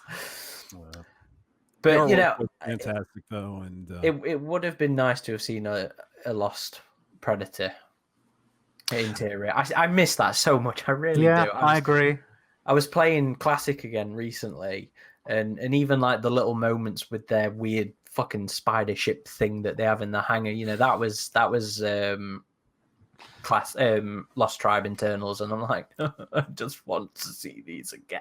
In fairness, that back then, I think that was the only design they have to go it off would. of. It but would I have still been. because it brings up. I like with the interview you guys did, and he said that one of these criticisms of the films is that he felt that they didn't bring up the mythological side of it enough. And I was looking at the comic, and I was going, but you had the chance to bring some of that back within the ship's interior design, give it that Aztec feel, and he didn't. But then you have to wonder how much of that's then Doug's decision, because again, they tend to just go with the most recent designs. Yeah. And this is something that goes back a long way. It's like you just said with AvP Classic. You know, there's more reference material for them to use. I thought the same thing while I was reading it through again earlier. I was like, oh, it would have been nice to have seen some pillars. Well, there's supposed to be, everything I've read, there's always dialogue between the writer and the artist. But I guess some things maybe are just, you know, you go with it. You know, you have fun with it. You know, you pick the design. Yeah, there's a reason you're the artist and I'm not. Well, Aaron, didn't we find out, like, with the Alien 3, the Gibson comic, like, they wanted to do an interesting ship for the UPP. Yeah, and then Fox somebody above was just like, no, just have it be a regular drop ship. And they're like, okay, we don't get the logic with this, but all right. You're paying the bills. It's like this. I was a little. I looked at that ladder that dropped from the Predator ship to the tender, you know, and I doubt. You know, I looked at it, and there were so many rungs. What was it? 8 feet tall and a 7-foot Predator. Yeah. So many rungs that, you know, it was impossible even for a child to squeeze through. A human ladder has bigger gaps that you could, you know, and I was looking at that and I'm like, that's not a Barlow thing, probably. He just said a ladder dropping, blocking me. It was a big inconvenience for the story that they couldn't get past that ladder. I'll give you that. Or you could just design as an artist, put a backplate to it. Like, you know, a ladder. You ever see those things where you pull from an attic? I don't know if you have them in the UK, but there could have been just a backplane to it. So even if you get through the ladder, you can't get through the back. Or just like a test tube thing with a vacuum. It looked a little too human, that ladder, to me. But I mean, it's just a ladder. So it would take 10 minutes just to take every step for a Predator. Those big feet. I don't even know if they could fit. So, and, you know, I tell you, it really, to me, I would like to see Barlow take on a Alien comic. You know, a straight Alien comic, because it really looked like, you know, as I was reading Thicker Than Blood, really felt to me that he was really trying to capture the feel of the 1979 Alien film or Alien Isolation. Well, the Alien Isolation is obviously inspired by the 1987 film, you know, but with that single xenomorph terrifying and wreaking havoc on the Nostromo. You know, it becomes problematic when you do that approach. Again, when you're not dealing with blue-collared, unarmed humans, but armed, trained, hunting, fighting predators. But I would really like to see him under different creative circumstances. I think he could really come up with a great, exciting Alien book or a series. Or it'd be great if they brought him to the, you know, the new Marvel series. Hopefully we get to see eventually under Marvel his take on Predator, the original screenplay, because he had written that. And it would be a shame if a lot of work had already been put into that and it doesn't. I would think Marvel would publish it if there was enough work already done on it that they would. What did he say? Two books have already been drawn, I think. There was 4 issues. I think 2 of them were completed. I think there were 5-issue runs. Oh, okay. All right. The script treatments have been given 5 issues, but not the normal runs.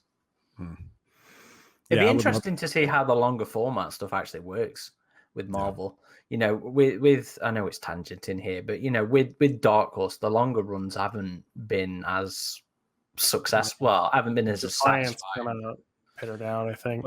But he would be really well suited for this, you know. Even if you applied this story of this cruise ship into like a 12-issue series, make it a bigger ship than just a small little, 110, passenger luxury liner, and but less diehard on a cruise ship, a spacecraft. But I think he could really do well because with Alien especially, it's about those characters, and I know Eric doesn't agree with me on that, but I enjoyed the main characters here, and I enjoyed the one alien aspect. I think he handled that well, even though I think the Predators weren't handled well. The alien was handled well, at least if you're chasing that 1979 film, and you're not chasing aliens or Machiko or anything like that, because that can be exciting too. I'm not discrediting that. I like that too, but this, I think an alien series would really suit him well. Marvel. Well, I agree. For me, I just thought it was so interesting and different that we got to see the Predators go up against that incarnation of the alien, the 1979 incarnation of the Alien Isolation incarnation of the alien, like the nearly unstoppable incarnation of the alien. Because we've seen so many times the Predators go up against the aliens version of the alien, where they can be taken. They're still a significant threat, but they can be taken out. I would say they're more like the resurrection version of Alien. I've yet to see an AvP story where they've gone against the 79 or 86 Alien. And it's unfair to say Aliens was all about cannon fodder, because there's not many aliens you actually see die on screen. EU aliens are a completely different breed to the movie Aliens, unfortunately.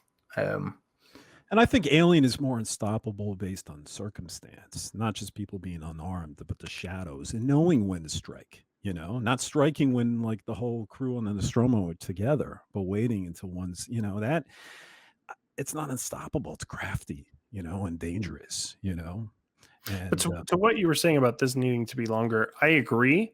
I don't know if I would have done like a 12-issue thing. Like for me, I think 5 issues would have been perfect, because I would have liked to have seen more of the ship. Like some of the environments were so cool, like the whole foresty park with the atrium where you can see into space. Like that kind of reminded me of the deleted scene from Resurrection, where they had this botanical garden that was in this atrium with the glass that you saw out into space. Like that's another environment, just like a luxury cruise ship in space that I had wanted to see in the context of Alien. I got to see that here.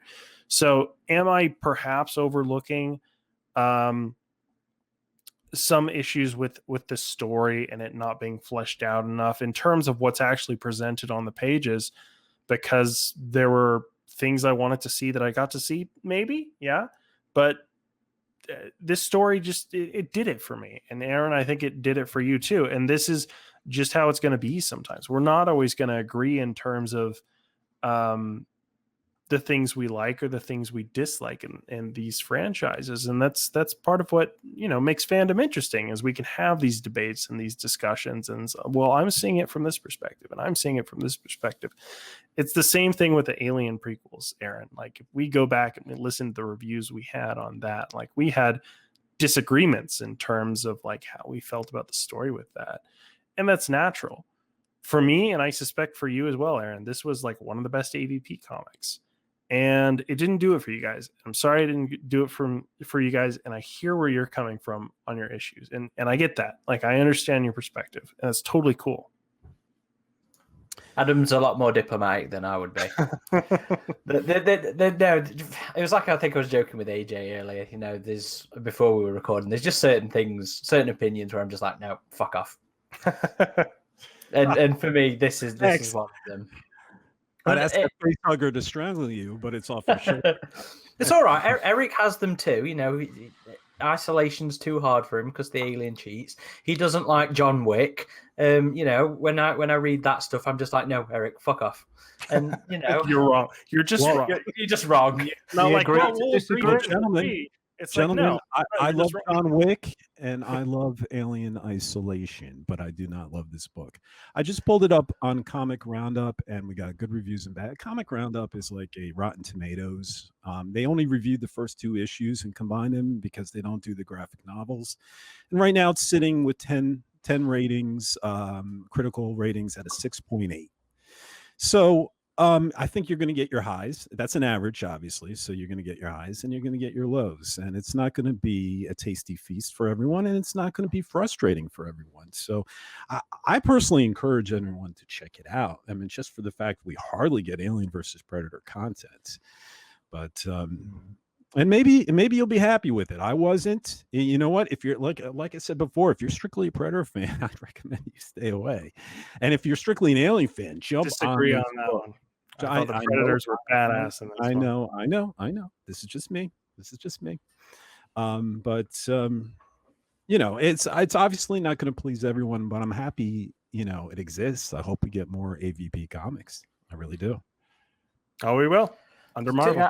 I think we all agree, regardless of whether you're into the characters or story, get it for the artwork.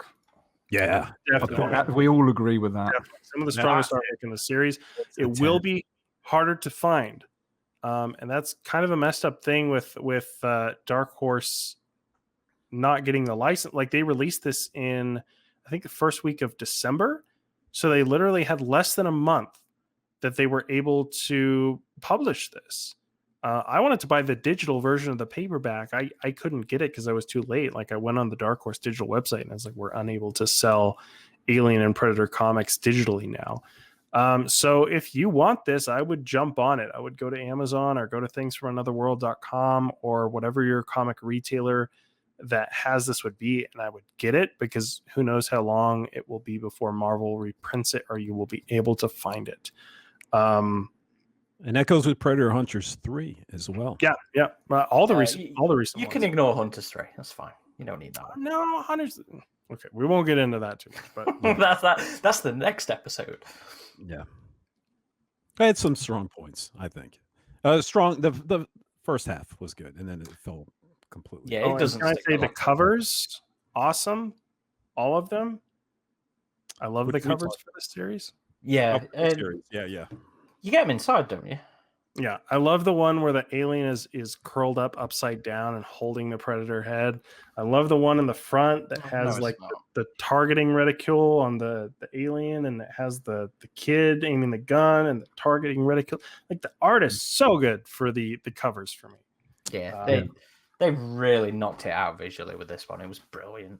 And remember, survival only becomes the issue once the alien comes on board. Regardless of how many passengers this got slaughtered. Anyway. Aaron wants to strangle me, ladies and gentlemen. This will be my last podcast. Aaron's like, I wanted to be all glowy about this, and these guys had to come on. Sometimes it's nice to have a good argue. Yeah, I think it'll be entertaining, at least, this podcast. You know, we don't normally get to be like, shut up, kind of.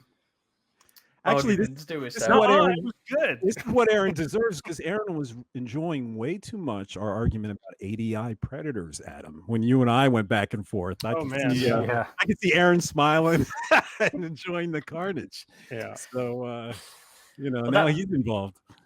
That was another reason that AJ had a problem with this comic as well. You know, there was capes. How very fucking dare they? I noticed that. Are you not a fan of capes on Predators, AJ? No. I'm not a fan of capes on Predators. It's like, you guys watch that movie Incredibles? Yeah, I was literally thinking, who the fuck do you think you are? Edna What's-Her-Face? Yeah, is it Edna? I think so. But the capes always get caught in things. Not even like a small cape like Ahab had. Small, maybe okay, but the elder in you're just quibbling about the size of it now.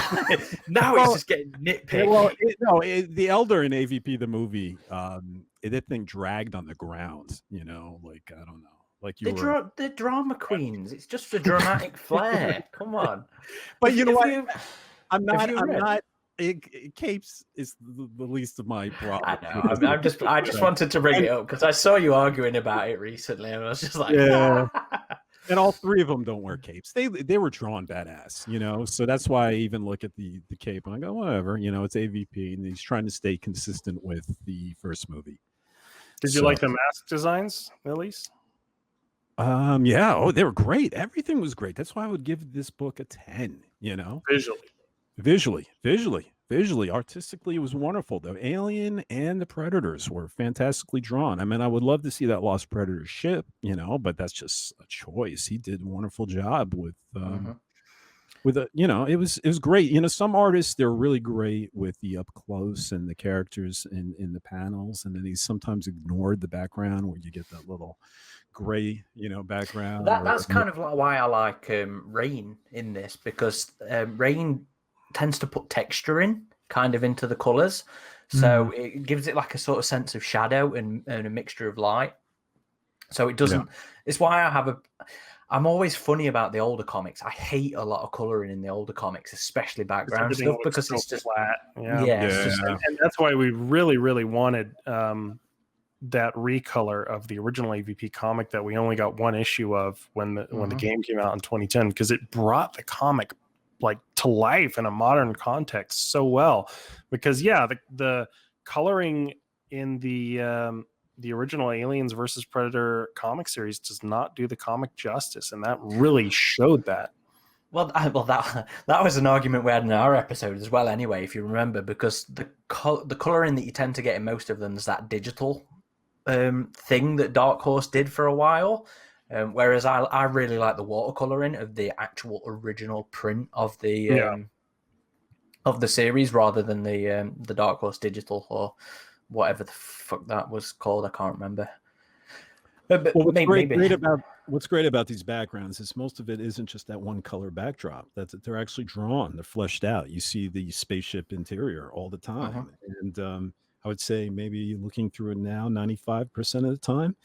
So, which takes a lot of work too. So, no, it's fantastic art. And I think you mentioned earlier, AJ, I don't think I highlighted it, but the expressions on the humans' faces as well. He does Doug Wheatley does the humans so well. It's a shame we haven't seen more of him, to be honest. We had Destroying Angels, and he did some covers for, I think it was Predator, Life and Death. Life and Death, that were brilliant as well. But when he came back for this one and I saw the announcement, I was just like, yes. Yeah, just give him AvP for the rest of our lives. Just give him any of them. Give him any of them. Fuck all it, of them. Yeah, we'll wait. And I do agree. I would like to see Jeremy back for Alien as well. I'd still like to see him back for AvP. I think that would fit him really well. I like this one, so. I know. I think that would fit him very well. I think that would fit his style and his strengths. I still think AvP's his strength as well, so. Yeah, likewise. I know. I'll take another AvP from him. Before we go around in a loop here, is there any other specific points that anybody has about this one that we haven't already? I just got to say that end shot with the juxtaposition between the Predator and the girl flying away, like that's such a cool moment near the end there. But the Predator's face and facial expression in this are just really well done as well. I like the moment with kind of the forest fire near the end where the alien is slowly crawling towards her, and it has like the white blood of her brother on it. Like this, just the art. Get this for just the art. Like the panel when he rips Tyler apart, I was just like, fucking hell. So when I was reading this through the first time, there's so many times I turned a page and I was just like, God damn, that is awesome. Or, that is brutal or brilliant or something like that. I don't think I've had such a visceral reaction to going through a comic and seeing the panels and the pages as I have this one. God damn it. It was just, yeah.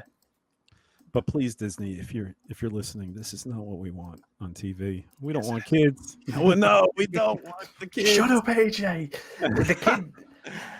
We don't want the kids versus the Predators. You just take out the gore, and then they go, "Yeah, we can do this."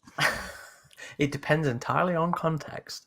Yeah, we just want well-written content, regardless of the subject matter. That's fair. As long as it's well-written and well-executed. It could be about a duck. We literally once had a comic which was about a pig, and it was literally called Aliens Pig. You know what? I need to reread that one because I remember the cover so well. I remember it being ugly. The cover is great. The contents doesn't match up. bro. Anyway, let's move on. We're gonna show off our shirts, Aaron. Well, mine's already been seen. It's the the promo Rebellion one. one? Yeah. Although you're wearing a different one. I got the teaser Predator poster from the first AvP movie. Oh, I think you've shown That's that one fine. off. I think you've shown that one off before. We're getting some repeats. We need some new shirts. Yeah, I was thinking the same. I was going through mine. I was like, I don't have enough AvP stuff. I've mostly got Alien stuff. I was like, I need some more variety in here. We get some Predator stuff. But if you'd also like some Alien and Predator t-shirts, be sure to check out our TeePublic page for our exclusive Alien and Predator shirt designs on there by Adam Milcevic. I'm glad you jumped in there. And But also the other stuff featured on there. Yeah, we also have a number of other artists' designs featured on our store. Let's see. Oh, Aaron, are you doing a written review for this? Because I know you had mentioned that on the interview podcast. Yes, I have been absolutely fucking slammed lately in terms of content for us and if you need us, if you need us to, me and Eric can write it, Aaron. Yeah. Fuck off. I've got a review for Hunter's Planet to do and a review for this one to do. It's on the to-do list, don't worry. And Hunters 3 and the original screenplay. I'm a teeny bit busy with AvP Galaxy stuff and with work stuff at the minute, so I'm not always in the mood when I get home. But it is on the to-do list. And yeah. We'll take you up on that offer if you're... No, it's all right. I have Eric doing other stuff. No, sorry, you're Eric. I have AJ doing other stuff. I don't have you doing anything, do I? Yeah. It's all right. AJ's busy. Adam's just finished his last assignment, so maybe he can do the written review for this one. Well, you can take your time.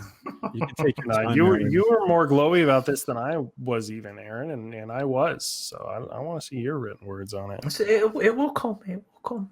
Yeah, and you're on the record anyway. Between this podcast and the last one, we know you love this.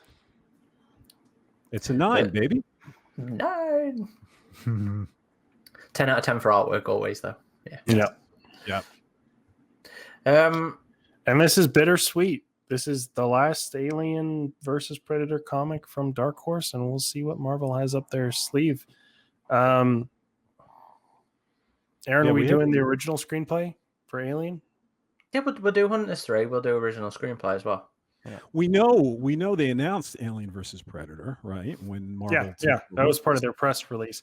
They still haven't announced an omnibus, which I would be really curious about, the omnibus for AvP, because if they could collect some of the rare ones like Sand Trap, like Dead Space, I imagine they would.